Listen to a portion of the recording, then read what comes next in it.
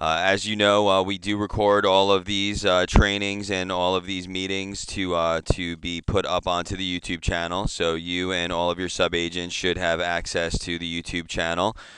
We are going to cover a few different things today. Let's first start off by talking a little bit about the cutoffs.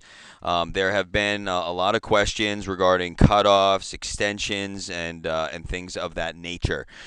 So, as you know, today is the last day for anyone to make a premium payment for a 2/1 effective date. Now, there are many people that still have not made their premium payment for 2/1 effective dates, and those people will still be able to do so, but it's going to have some questions, some hurdles. Really, today is the D-Day.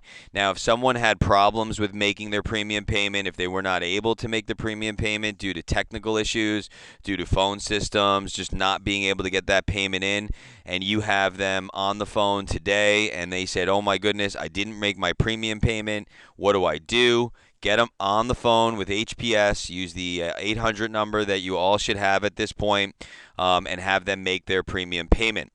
Now, there are still people that have not made their 1/1 effective date premium payment.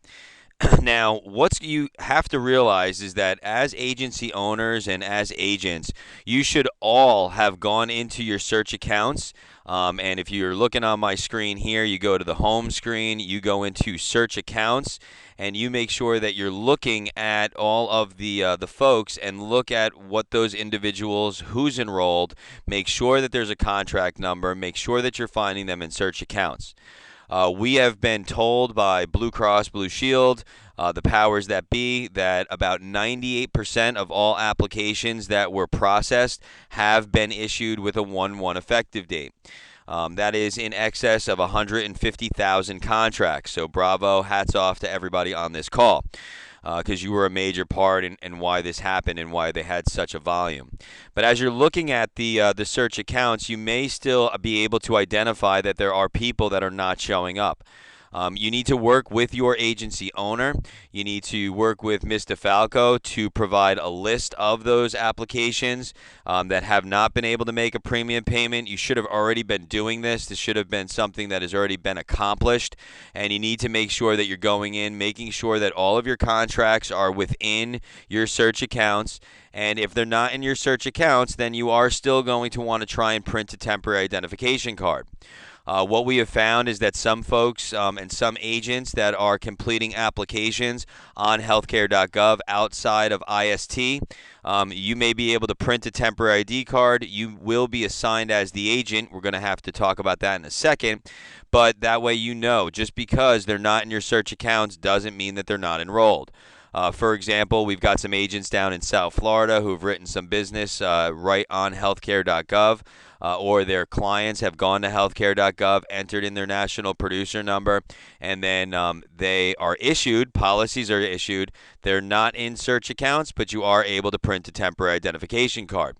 If you do have that experience, what you're going to want to do is you're going to want to call the agent service center, give them the contract number or the client's name, and confirm that you are the AOR, meaning the agent of record. If you are not the agent of record, you're going to need to speak with agent services, see if they can address that. And if you have an IST application and you are not the assigned agent, that's really easy. Other than that, you are going to have to get with your agency owner who can communicate any of those problems to Ms. DeFalco. That way we can work them back through Florida Blue to make sure that you are the assigned agent and you get paid, which is always a nice thing. So make sure that you're checking that. All of your 1/1 effective dates are really what you want to focus on. If you have administrative staff within your agency, make sure that you're focused on that. You need to clean that up and make sure that you've got and you will have all of your enrollments done correctly. And by checking search accounts, cross-referencing commission statements. Those are the same things that we have to do as the Master General Agency, as the sub-agencies, as the MAAs and agents. You are going to have to go in there and check that out and spend some time on it. It's well worth your time spent on that. Because what we have to do is identify the people who didn't get enrolled for 1/1. If those people had, extreme reasons that we can explain, then, we can get that 1/1 effective effective date. However, if they just want to change to a 2/1 effective date, they cannot do that. That's not something that is able to be done when the application was processed with a subsidy.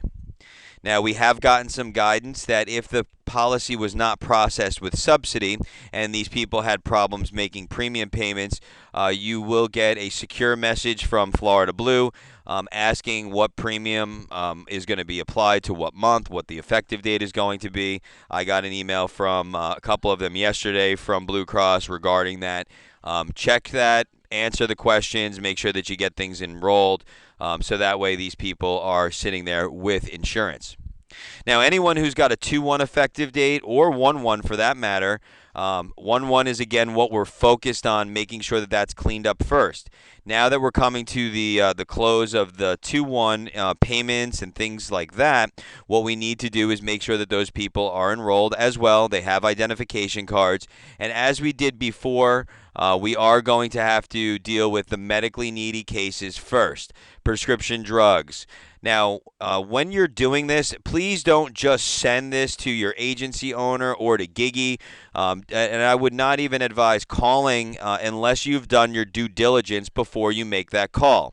Now, your due diligence is going to consist of a few different areas. The first thing when you're doing your due diligence, and let's call this the due diligence show, is going to be to call the client and make sure they actually paid. Just because they put their premium payment information in on the application doesn't mean that they're actually got a draft and it was taken from their account. So the first step is, yes, did you pay, and can you confirm that that money was taken out of your account? So if you can confirm that, that is going to be your first step. The second step is to call agency services. Call Agent Service Center. You're going to want to speak with them about the case, make sure that they're showing the payment applied, and then what you are going to do is you're going to get a reference number for that call. Now, you must be tracking and keeping record of all of your reference number for all calls. I advise everyone that you need to keep a tracking of that. And with that tracking, if you are going to say something to your agency owner, or it is going to come up the ranks to Ms. DeFalco, or we need to send it to Blue Cross, that reference number is going to be key.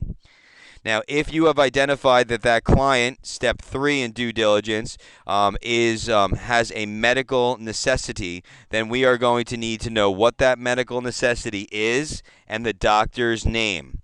That way, Blue Cross can reach out to the physician, they can reach out to the client, and they can get this resolved.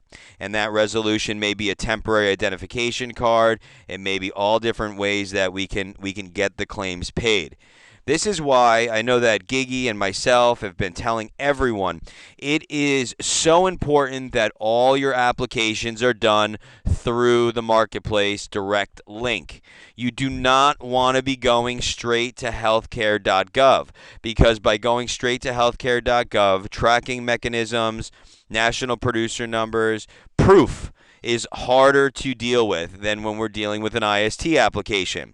When we're dealing with an IST application, we will have a copy of that IST application. It will be date stamped, signed, and we will have all of the tracking that you could possibly imagine in order to get that rectified. So, also, what you're going to see is some changes with the direct link, which we're going to address next. But does anybody have any specific questions? I've got some questions that are rolling in here.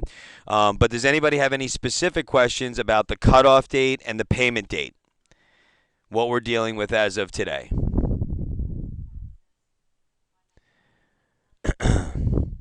Okay, so now let's talk a little bit about, before I get into the direct link, let's talk about changes to policies. As many of you are probably experiencing, as we are experiencing, you're getting a lot of people that are calling you saying, hey, I bought the Blue Select policy. The navigator told me I need a Blue Select because it's inexpensive, but none of my doctors take it. What do I do?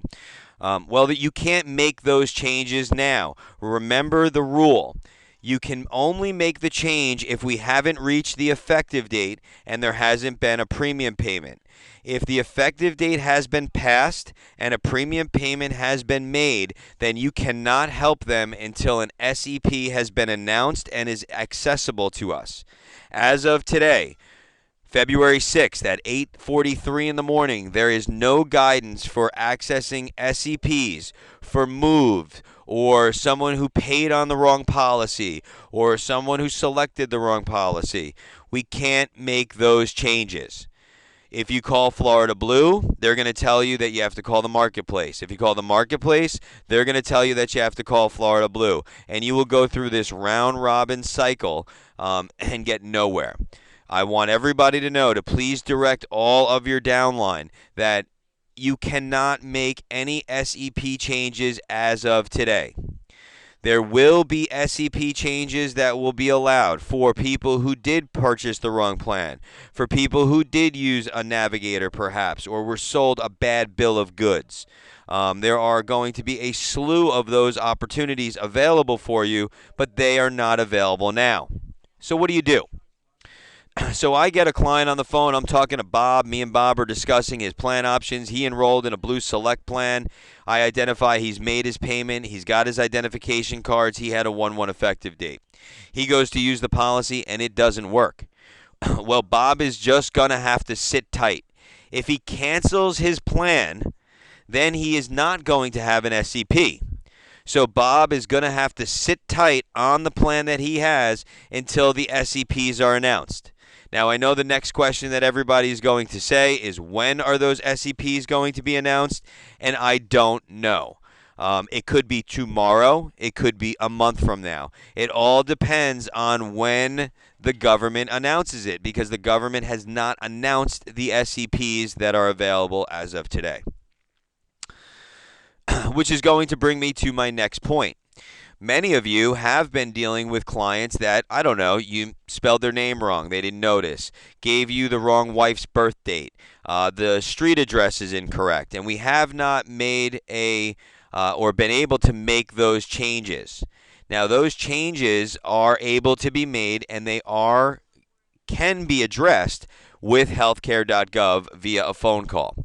So what you're going to need to do if you have someone that has changes that need to be made to the demographics on their policy only. We're not talking about adding a child. Only demographics. The street is wrong. I'm not getting my mail. You've got my name spelled wrong. You've got the birth date wrong.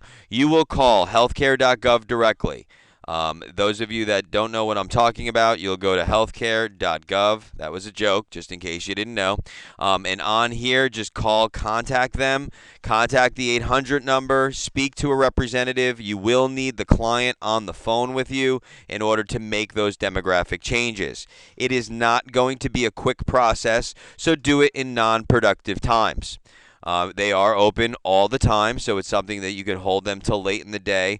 But you will spend a large amount of time, especially we have agents that have written a few hundred applications. You've got a handful, 5, 10, or 15 that have small demographic changes. Make them with healthcare.gov. Then they send that data over to Blue Cross, and the adjustment can be made. Be prepared that if you put the wrong birth date in there, that it could affect a rate change as well. So if the husband gave you the wrong birth year for the client and it wasn't redone, it wasn't noticed until claims needed to be paid, which would be a big surprise to me. You should not have any birth dates incorrect. It should only be spelling of names and addresses. But then be prepared that their rate could potentially change as well if it will change their age. Okay? Someone's asking me, what is an SEP? An SEP is a special election period, should have been covered in your training and certification for the federal marketplace. And with that, those are SEPs that will allow changes. They're special election periods for changes. To refresh your memory, it could be something like a birth of a child, life-changing event, a move to a different area, a divorce. Also something that, would be a special election. There are additional guidance coming out from CMS and HHS of what we can use as those special election periods, and we will let you know as they come out. All right. So does everybody understand what I've just addressed here? Does anybody have any questions about that? Someone has a question. Working with someone who wants to change an insurance company, was told by the marketplace that he needs a release from that plan. Blue Cross advised to process an application anyway and see how it plays out. I'm going with Blue Cross suggestion and see what happens. Do you have any information? Yeah, don't do that. You can't do that. I don't know why Blue Cross told you to do that and see how it plays out. That's not really a good idea, because what's going to happen is that application is never going to get to Blue Cross, because they already have an active policy. So the appropriate way for you to do that, if we haven't passed the effective date and they haven't paid, that is able to be done. However, before you do that, you need to terminate the other coverage. They can't just change policies. You're not able to do that. That's not in the rules. If I make a selection and I'm past my effective date and I've already paid, I can't change. Now, if your client has not paid or it's not past the effective date, if both things have not been met, then they can make a change. But you must go into healthcare.gov and terminate the other coverage. You have to terminate that other coverage, otherwise it will not work. Blue Cross will never get that file. Okay? So you would have to go into the marketplace here. You would have it open up your web browser. You would go in here and you would put in your password. And then you would look up the other application. At the point that you look up the application, as you see, this is changed. Look up the application, and then you will have to terminate the other coverage. But be conscious that if you terminate the other coverage and the client has already used their annual election period, they will not be enrolled in a new plan until an SEP is announced. So they need to sit tight with their current plan, stay in good communication with you, and when the SEPs are available, then you will be able to do that enrollment. Bad information being given out by Blue Cross. I apologize. It is wrong. What I just told you is the rule. If a non-marketplace contract with Blue Cross for 3/1 effective date with address change in the next 2 weeks, how do we change the address with Florida Blue? Okay, as I just said, Ellen, you need to change that address with the marketplace, and then the marketplace will send that information over to Blue Cross for the change. Under the rules for the marketplace plans, that change has to be done by the government. Now, if it's when you're saying a non-marketplace contract and there's no subsidy, you can contact Blue Cross to make those appropriate changes. I don't know how we have a wrong address if you've completed that application appropriately with a non-marketplace plan. I don't know how you're experiencing those problems, especially if it's a qualified health plan. If they're moving, then that's just a move. Just let Blue Cross know. No problem at all. So it's not as if it was wrong. It's just he's moving. So he's moving. He's going to have a forwarding on his address. That forwarding will get him any of his contract or information over to him. You will be in touch with that client, so that way they've made premium payment. You can address those premium payments, and then when he moves, he has his new address. Change the address then. I wouldn't even worry about it at this point until he's moved and settled in. If someone bought a direct from the carrier, not through healthcare.gov, I think I've addressed that, Will. If I haven't, please let me know. And that should cover those marketplace changes. Demographic changes need to go to Blue Cross if it's if it's a qualified health plan with no subsidy. If it's a qualified health plan with subsidy, it needs to go to the marketplace. Okay. Let's see some other questions that came over here. A physicians group in Sarasota is contracted for all products, but is saying that they're not listed as a provider on the Florida Blue provider site. When a client calls the help desk, how do they get providers updated on the list? That physician group would call their provider relations contact, and that provider relations contact would have them listed. You need to go in there, and I don't know if you've looked yourself for it, but a lot of times, it just may be listed differently and maybe listed under the group. That is just something you need to explore. If you're calling Florida Blue and they can't find them, that's a problem. But I would make sure that you have that doctor's office. Get with their provider relations contact. All right. Moving on. Any other questions regarding what we've covered so far? Okay. Regarding non-subsidy Blue Cross Blue Shield policy, can clients' plan be changed within the plan family without an SEP? No. You cannot change the policy whether it's subsidized or not. An AEP is an AEP is an AEP.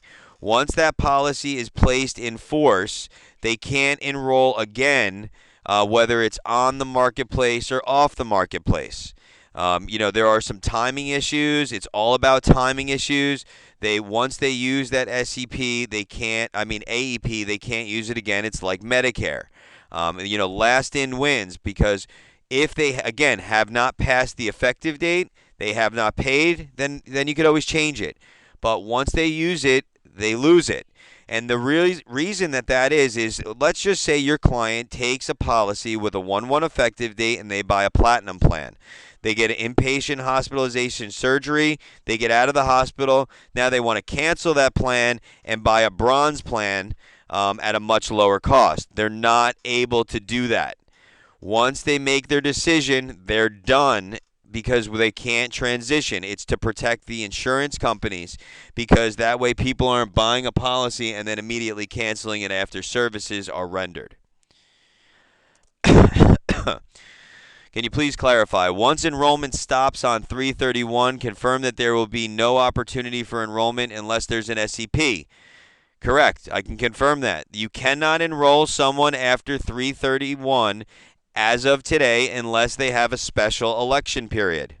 So that's the way it works. You're going to be talking about people who are lost jobs, people who have moved, people who have significant changes in lifestyle, all which are SEPs, birth of children, all those kind of things. That's what we're going to be focused on after 3/31, as well as other marketing opportunities that we will share with you all for you and your agents as we move back in outside of an AEP. Who is responsible for verifying the SEPs? The government. So the government will verify SEPs. If someone is incarcerated, they cannot get a plan. Yeah, good question though. Any other good questions? Yeah. Eddie's lighting it up over here today. Fantastic. Regarding the incorrect address on a marketplace plan, address correct on healthcare.gov, application and eligibility, but not correct on Blue Cross app. There is nothing to correct with the marketplace, but Blue Cross keeps redirecting them to the marketplace. Why can't Blue Cross make this correction? As I said, it's a data transfer. So Blue Cross is not legally allowed to make that change. You need to get Marketplace on the phone.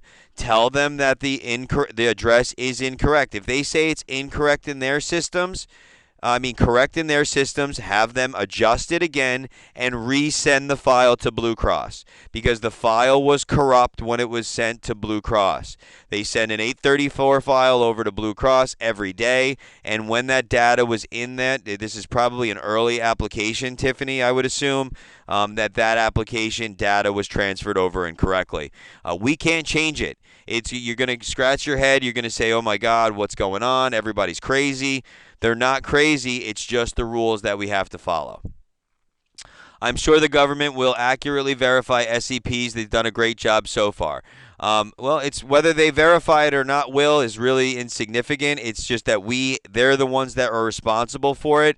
If you have ever sold Medicare, Will, you understand that they actually do a really good job of verifying the SEPs. They'll probably pretty laxed about the SEPs with the first year. But as we move through it, they will verify that information, just like CMS verifies our Medicare claim numbers. It's all based on social. So they see that social is exhausted in AEP. They've already done an enrollment. Yeah, I know that they haven't done a good job at all with a lot of things right now, but we still have to follow the rules. So I can understand the level of frustration and the giggles that you guys are probably doing, and that's why I mute everybody most of the time. But, it's unfortunate, but it's just the way that the rules are. We have a small group plan that is not offering group coverage. Employer, excuse me. They would like to offer individual coverage options to the employees with no contributions. They will, however, pay the premium for the employee after tax dollars from a payroll deduction. Do you know if list billing for individual plans is available? No, Wendy, list billing is not available. You can't do that.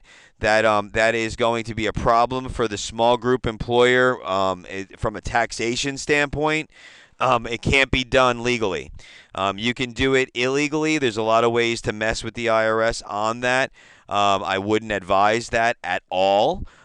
So there are some ways that you can migrate and work around that with a program that we're using. It's called a Section 105 plan, and that's something that we will be able to share with our agencies as we move forward.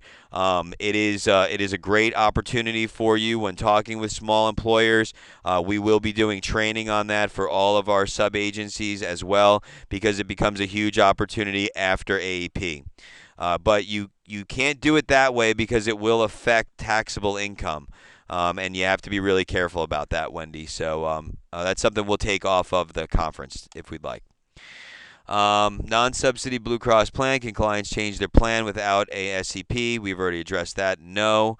To clarify my question, if someone bought a policy from another carrier, not through the marketplace, now wants Florida Blue, couldn't they just continue to pay the premium on the plan, buy a Florida Blue plan, because no subsidy on the marketplace is involved? No, that's not correct. You could try it, but I wouldn't advise it. You can try and write them a qualified health plan with Blue Cross, let Blue Cross issue that policy. Again, I wouldn't advise this, but you could do it and see what happens. If that person has a medical need, I would be really careful. Get the Blue Cross policy issued. They're going to have to pay for both policies, continue to pay the other policy, and until they get their identification cards and they get everything from Blue Cross and they know they're enrolled and they've got clarification, you could verify everything. Then only at that point would they disenroll from the other plan. But again, it's playing with fire, and you have to understand the rules until those SEPs are announced. I would not advise doing any of that. Okay. All right, great questions today. I'm glad you guys are asking these. These are really good. Very happy. Makes me happy. So let's talk a little bit about medications now. So there's been a lot of question about medications, how medications are being treated. And I know that I've gone over this with everybody, but I want to do it again. You guys have all had access and been given a link. I'm going to put it in the chat function so you can save this link today, again, if you have not already. This is the 2014 medication guide that you need to be using. And there's been a lot of questions of, well, the pharmacist is telling me this, the pharmacy is telling me that, they're not covering this medication. Well, there's a couple of reasons for that. The first reason is you may not have addressed the concerns of the client with medications before they have tried to use it. This medication guide needs to be sent to every one of your clients. We should all, I'm making the assumption here that everybody is doing this. You are sending everyone a copy of their eligibility notice. You are also sending them a copy of the summary of benefits as well as a copy of their application. That would just be good business practices, and if you're not doing that, you want to do that now. Remember that if you're emailing a copy of the application, that application under HIPAA regulations need to be secured with a password so that way you don't have a HIPAA violation. That will have personal health information in the attachment, as you know. I would also advise sending them a link to this medication guide. In the past, many of you have not sold Blue Cross, but you know that the Blue Cross, typically we didn't insure anybody who had a common cold, but now we do. And with that being said, we have people that are actually taking medications, believe it or not. And you need to reference this guide. And in referencing this guide, you need to understand that there are tiers that are listed here. And as well as those tiers, you also need to understand that there are a couple of things. And the thing that is causing most everybody headaches is something called responsible steps. Responsible Steps is a program that is very similar to step rate programs that you would have had to deal with Medicare. And a step program means that they must try less expensive drugs before they try the expensive ones. So anytime you see a little dot, for example, if you've got a client that's taking this Zegradid or whatever it is, because you can't pronounce any of the medications these days. So if you're taking this medication right here, it's a tier 3 medication, and you can see it's got responsible steps. If you come to the front of this medication guide, you will see shockingly enough, a content guide. And with the content guide, you can come down and you can find responsible steps and responsible step programs, medical pharmacy. And in here, you will also find an authorization form. So you click on the authorization form, you find the type of drug that they're looking for, and then you will have that authorization form that the physician can fill out. You can see them all listed here. Click on the authorization form. It will bring you that authorization form that the physician has to fill out. This is step therapy. They just call it something different in under 65 ACA plans. So we're getting people that are going and they're trying to fill Diavan, for example. Diavan shouldn't need anything special, right? I mean, that's what we would all think. But when you look at Diavan, you can see Diavan here. Let's just go in. And if we find, oh, now I messed it all up. Here it is. So we can see Diavan, which is a very common medication. It is under the Responsible Steps program.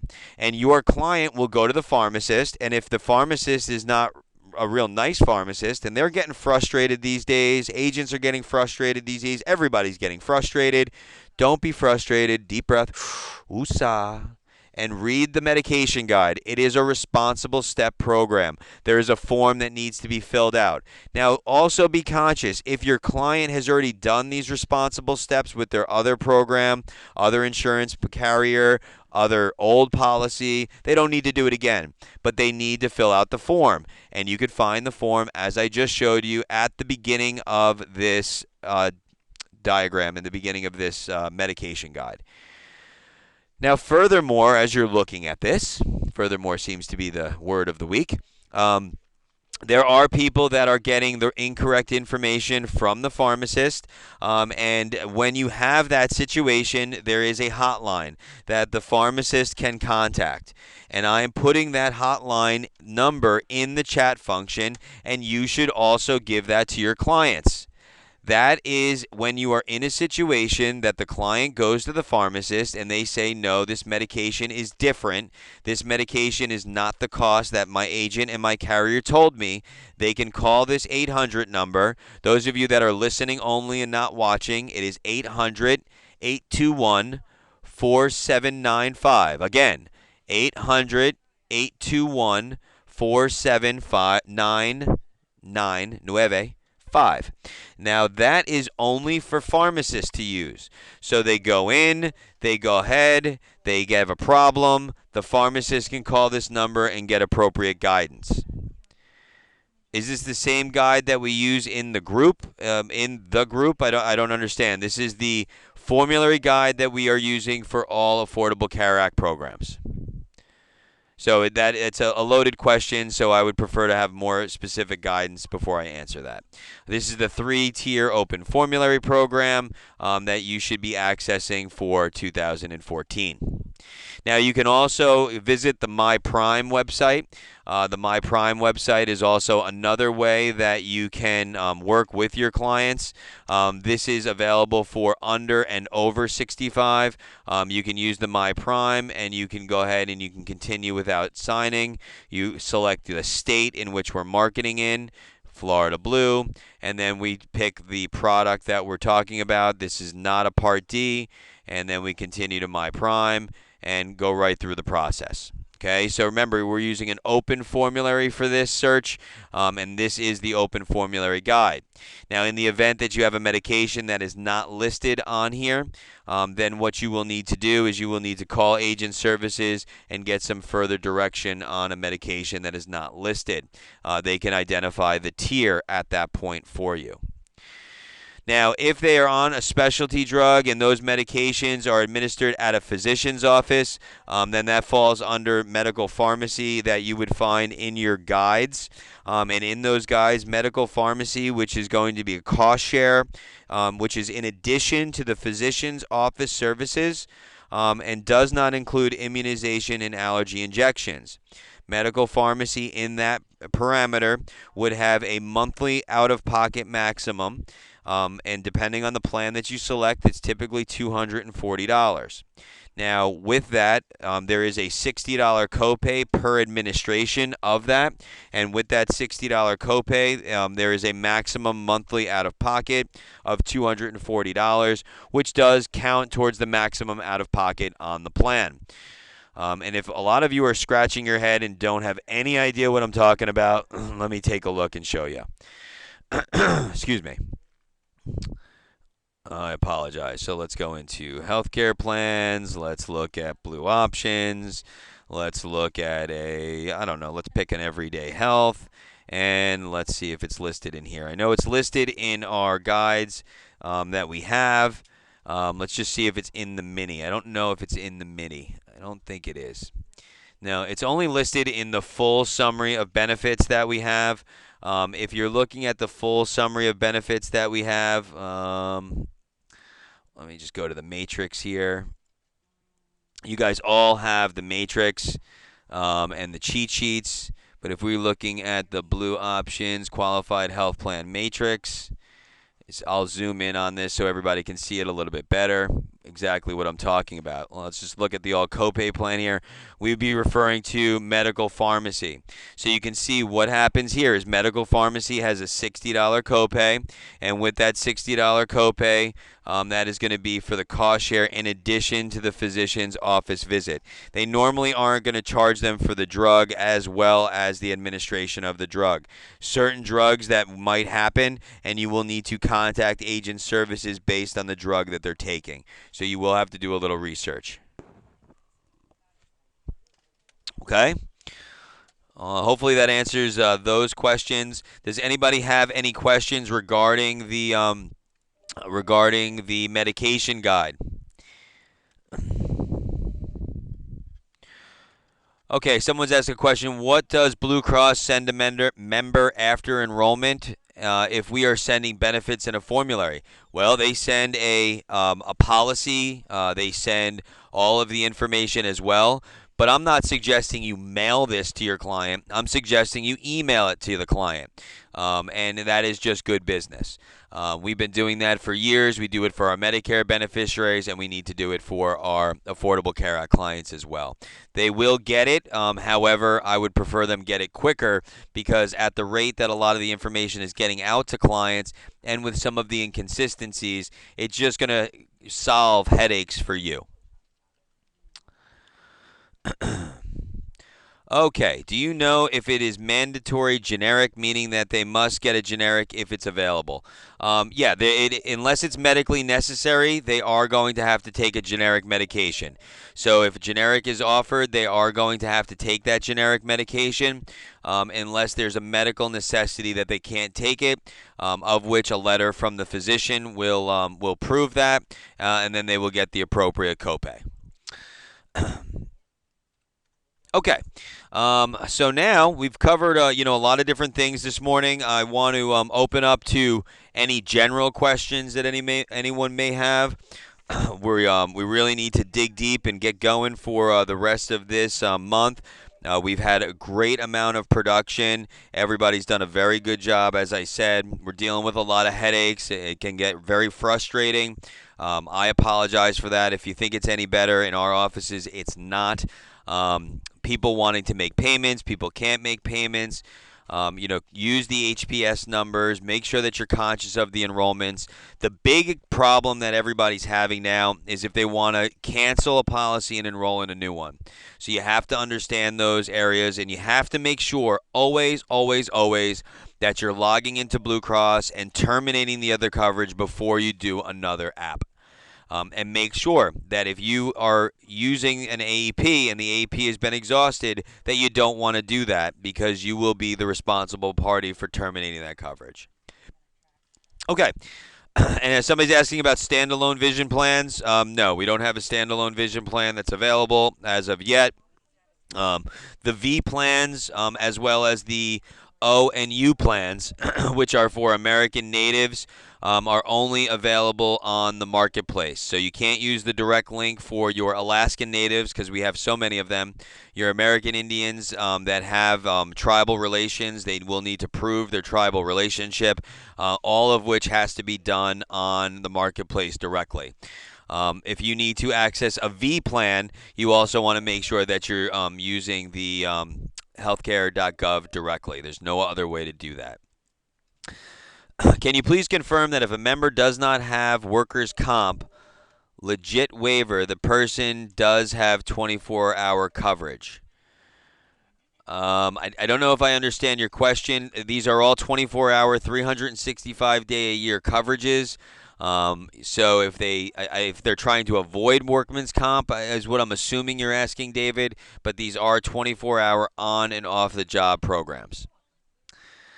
Client needs a bunion surgery. Foot care is limited on the benefit summary. Is it covered?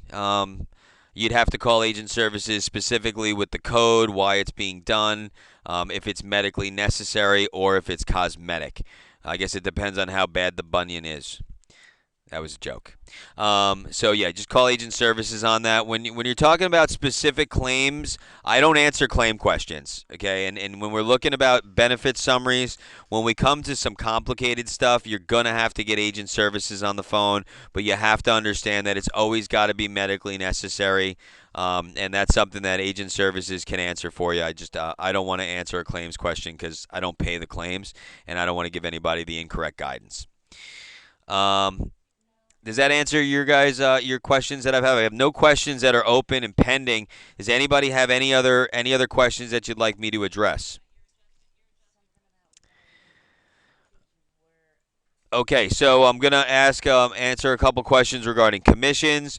All of the commissions have not been paid yet. A lot of people are saying, "Well, I haven't gotten all my Medicare commissions."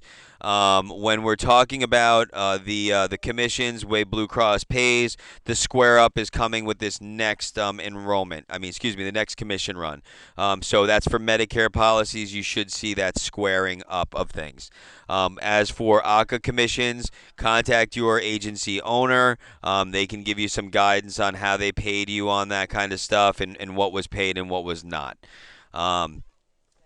So let's just see. We got a question regarding a 105. Did you mention that using a Section 105 plan would allow someone to pay premiums pre-tax? I haven't seen anything to that effect. The way that it works is that the employee is not paying the premiums pre-tax.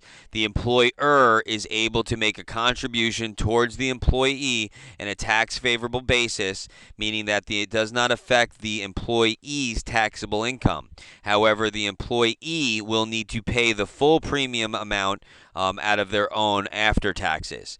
But the reimbursement that their employer would be giving them would be pre-tax. It would be tax favorable to the employer, and it would not affect taxable income of the employee. Therefore, if it raised the taxable income of the employee, it could affect their subsidy eligibility, and that's what we don't want to do. So that's a solution that you can use, and that's why I talked about that. Good question, though. All right. Anybody have any other questions or any other comments? Anything that you would like me to go over? We've covered medication guides, SEPs, payments, a lot of good stuff today. I don't have anything else for anyone. Gigi, you have anything else you'd like me to cover with everybody today?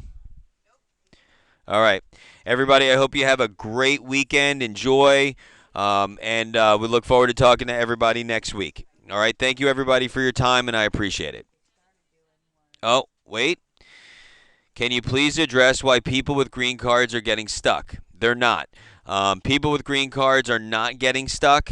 We are able to get them through. They are working pretty flawlessly, so they are not getting stuck. You want to speak with, you can speak with Gigi on that. You have to make sure that you're putting all the appropriate information in, but they are working. So I would need some more information on when you say stuck, why you have to go through that process. You have 10 so far that are stuck, then you're probably you're probably doing something wrong, Lorna, and we need to take that off of our conference call today. All right. So Will and Lorna, I guess we'll talk to you afterwards. Lorna, I would get with Mr. Falco regarding your problem with the green cards. If no one else has any other questions, I want to thank everybody for their time today, and I hope everybody has a nice, safe weekend. Thank you very much.